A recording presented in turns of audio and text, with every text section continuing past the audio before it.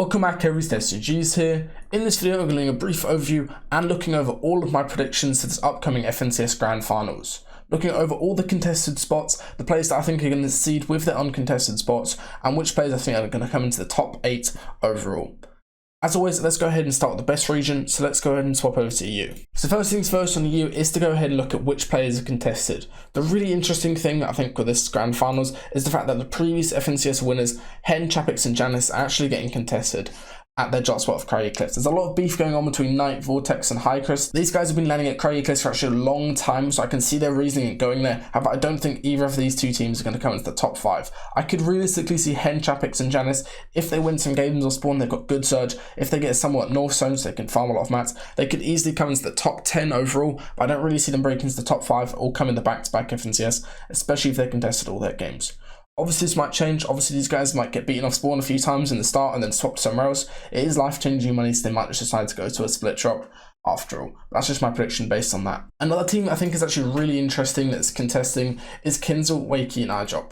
These guys are the most experienced team in this entire FNCS. They have 20 FNCS Grand Finalists, which is higher than any of the other teams combined out in the field. And they're contesting Hottie, Trippin and Electrats at drop spot they've been landing at the entire season. These guys have been landing Holly for the long period of time, but decided to leave it after realizing they were getting contested by Fremont, Wolfie and Default. So instead of fighting them and getting soft aimed off spawn, instead they decided to go ahead and contest a team that's been landing at another drop spot the entire season. It's been really interesting to see how these teams are going to combat here. Obviously Kinzel, Wakey and iDrop might be the favourites in this situation, especially with that experience, but it is not their drop spot. These guys have been landing here for a lot longer. Trippin and Electrats are long-term landers of the spot, so I really don't see the point in contesting them. It's probably not going to work out too well for either teams.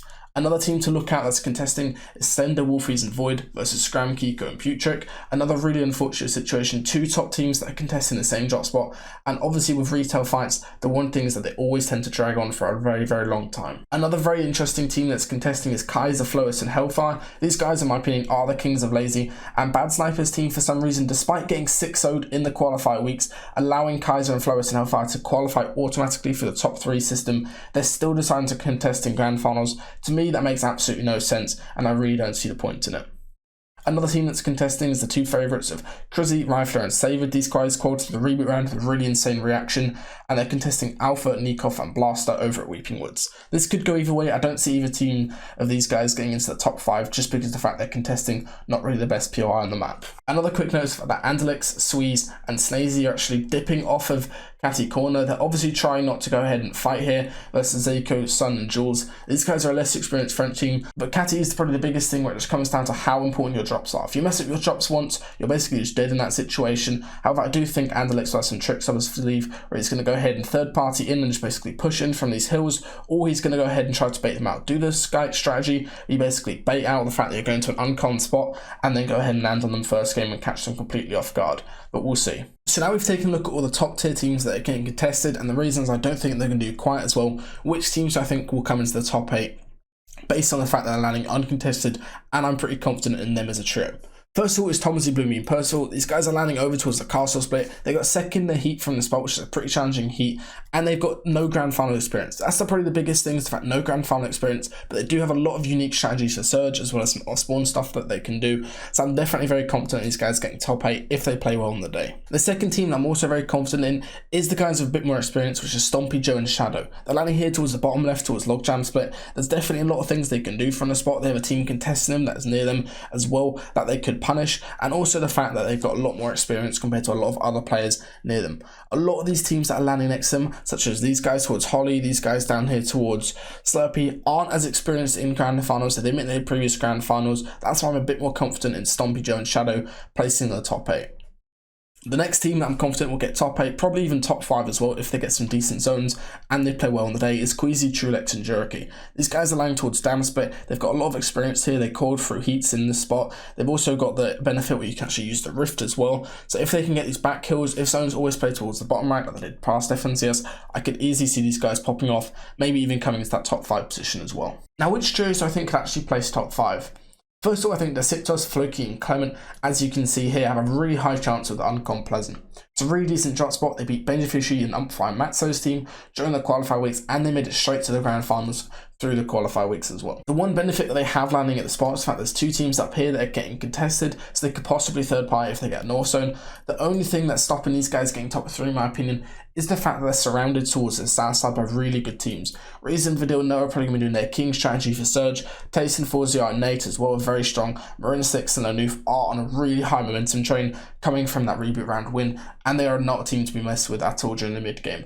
Obviously, these guys are all going to have purple or gold pumps. Thing is, that's not really going to help too much if you're running some of the best fighters in the game for Surge. Now, the next team that I think could do extremely well and placed in the top 5, as you can see here, Savage, Revscars, and Andretta landing steamy stacks uncontested. Andretta's got the experience in the grand finals. He placed top 5 previously, I think with Louis FN, which is really impressive. And also the fact that he's going to be rotating into 2 teams here that are going to be very easy Surge if they continue fighting. If not, he's going to run into scuff teams.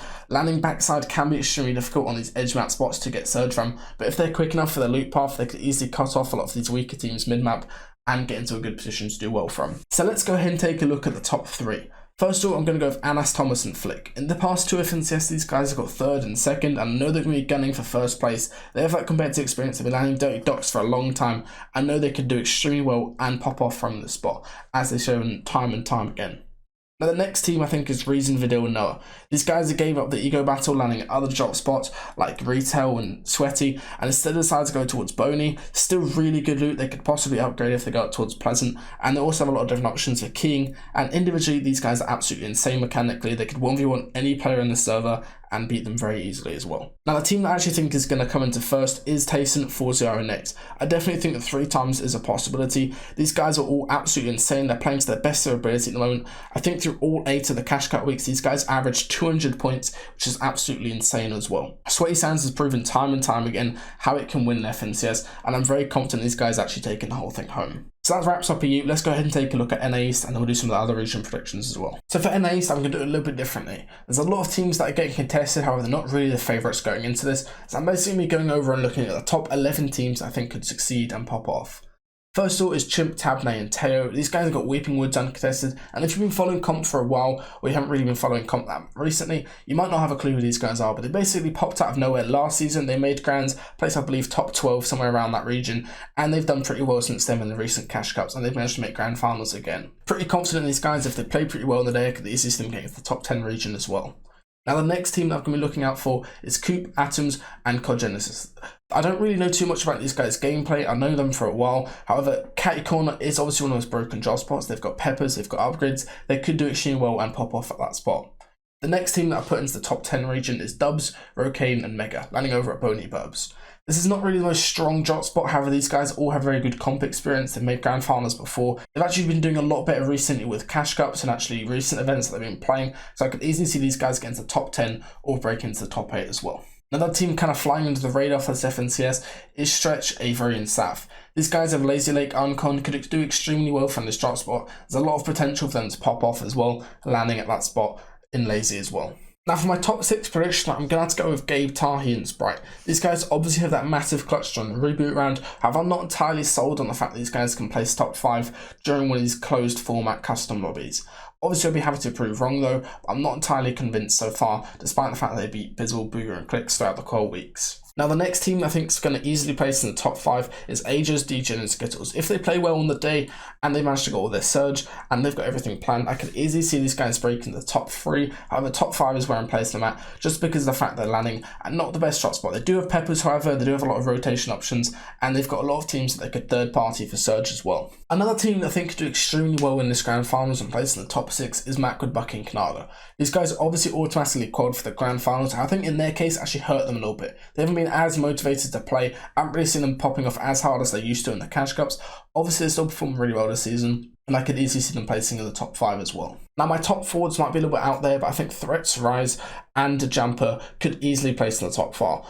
These guys have proven time and time again that despite the fact they're not really too well known in terms of previous seasons, they've absolutely popped off this season. They've had really good IGLing from the 20-year-old man Rise, and they've been popping off throughout. So let's go and take a look at the top 3 and which teams come in which spots based on my opinion. Personally, I think Slacks, Acorn and Jack aren't going to do the back-to-back FNCS win. They definitely could have. I don't think they're having that massive dominating run, and obviously don't really have them as much practice as these other teams that didn't automatically qualify through Grands. Also, the next team I think that's going to actually place second again is Centered Edge and Commandment. These guys are kind of known at this point for just placing second consistently all the time, and I think they're going to do it again. There's not really anything drastically wrong with their drop spot. They've got Misty Meadows, Uncons, a lot of weaker teams near them that can punish for Surge. However, I do feel they're not going to be able to outmaneuver how good Mero, Reverse, and Day are at the moment. These guys are absolutely playing the competition in terms of outsmarting them, trying to convince people into dropping on them, make all the people near them really nervous and angry, kind of like the fact these guys are shit-talking them before the events even started, and they also have 2 weaker teams that they could contest and actually push into, landing at either of these different drop spots next to them. Now for the other regions, I only followed 2 of them somewhat closely. I'm not going to cover all the different regions since I don't know them too well, and I'm going to say that for the OCF NCS, it's probably going to be won again by the new signed TNA trio of Muzz, Speedy, and Luther. These guys obviously have that massive benefit where they won the previous FNCS, they could easily do 2 times, and they know they're going to be moving to NA soon, so they don't really have that massive pressure of the fact they need to perform to move out the region or whatever like that. So I can easily see them placing and winning the next FNCS as well. Obviously there's a lot of good competition in OC that could outperform them. However, I do think those guys are kind of a safe bet. Speaking of safe bets, I also do think Epic Whale, Arkham and Rex are probably going to win FNCS again. There's really nobody in NA West that can stop those guys in terms of individually, and also the fact they're so solid and good as a team. I think they've won 3 or so FNCSs between them at this point. It's absolutely insane. As always, I hope you guys enjoyed this video, and make sure to go ahead and leave a like if you enjoyed, and also subscribe if you're new.